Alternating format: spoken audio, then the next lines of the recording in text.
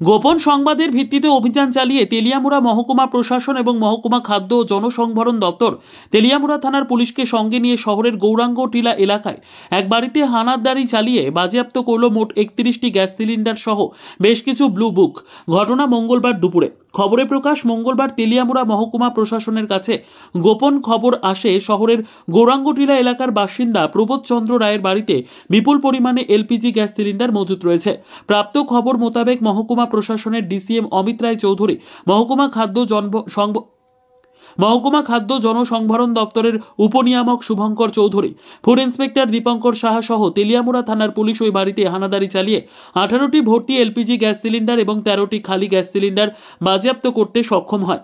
এই বিষয়ে বলতে গিয়ে মহকুমা প্রশাসনের ডিসিএম অমিত রায় চৌধুরী সংবাদ মাধ্যমকে জানান, গোপন সংবাদের ভিত্তিতে মূলত এদিনের এই অভিযান সংগঠিত করা হয়েছে।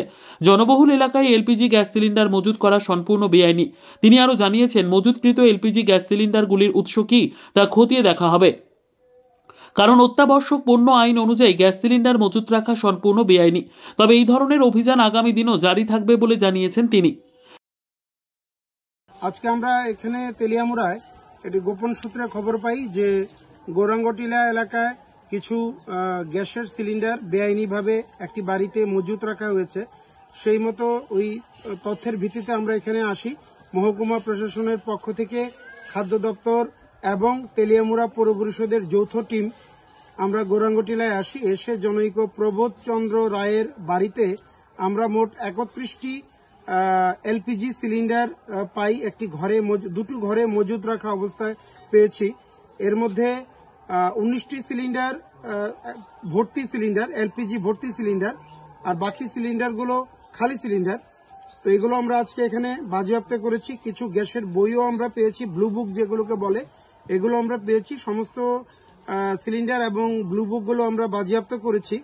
আমরা দেখছি যে এগুলো কোথা থেকে এসেছে, কিভাবে এসেছে, কি কারণে এসেছে, এগুলো আমরা তদন্ত করে দেখব।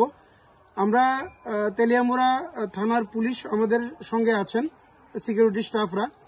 আমরা যেটা বলতে চাই সবার উদ্দেশ্যে যে এটা একটা বিপজ্জনক প্রবণতা, যে কোনো ধরনের লাইসেন্স নেই এবং এই গ্যাসের সিলিন্ডার যে কোনো জায়গায় রাখা যায় না, যে কোনো জায়গায় মজুত রাখা যায় না। গ্যাসের সিলিন্ডার মজুত রাখার জন্য নির্দিষ্ট গোডাউন রয়েছে। এটা ভারত সরকারের অনুমোদিত গোডাউন, যে জায়গায় থাকে গ্যাস এজেন্সিগুলো, ওখানে ভরা সিলিন্ডার, খালি সিলিন্ডার এগুলো রাখতে পারে। এছাড়া এক্সটেনশন কাউন্টার থাকে, সেগুলো দিনে দিনে অপারেট করা হয়। কিন্তু এভাবে দিন রাত্র মিলিয়ে এভাবে যে 19টা সিলিন্ডার এখানে রয়েছে, মজুত রয়েছে ভরা সিলিন্ডার, এটা এই টোটাল এলাকার জন্য, গোটা এলাকার জন্য ভীষণ বিপজ্জনক। যদি কোনোভাবে অগ্নিসংযোগ হয় তাহলে শুধু এই নির্দিষ্ট বাড়িটি নয়, পুরো এলাকা এবং এলাকাবাসীর ভয়ানক বিপদ হতে পারে। তো এই বিষয়টাকে মাথায় রেখে আমরা এগুলো এখন বাজেয়াপ্ত করলাম। আমরা তদন্ত করে দেখব কিভাবে এসছে, কোত্থেকে এসছে, কেন এসছে, এরপর উপযুক্ত ব্যবস্থা গ্রহণ করা হবে। কারণ অত্যাবশ্যকীয় পণ্য আইন অনুযায়ী এভাবে সিলিন্ডার রাখা বেআইনি। স্যার, আনুমানিক বাজার মূল্য কিরকম হবে বাজেয়াপ্তকৃত সিলিন্ডারগুলোর? বাজার মূল্য এখন গ্যাসের যা একটি এলপিজি ডোমেস্টিক সিলিন্ডারের যা দাম আছে প্রায় 1000 টাকা, সেই অর্থে পুরো 1000 টাকা নয়, কিন্তু প্রায় 1000 টাকা।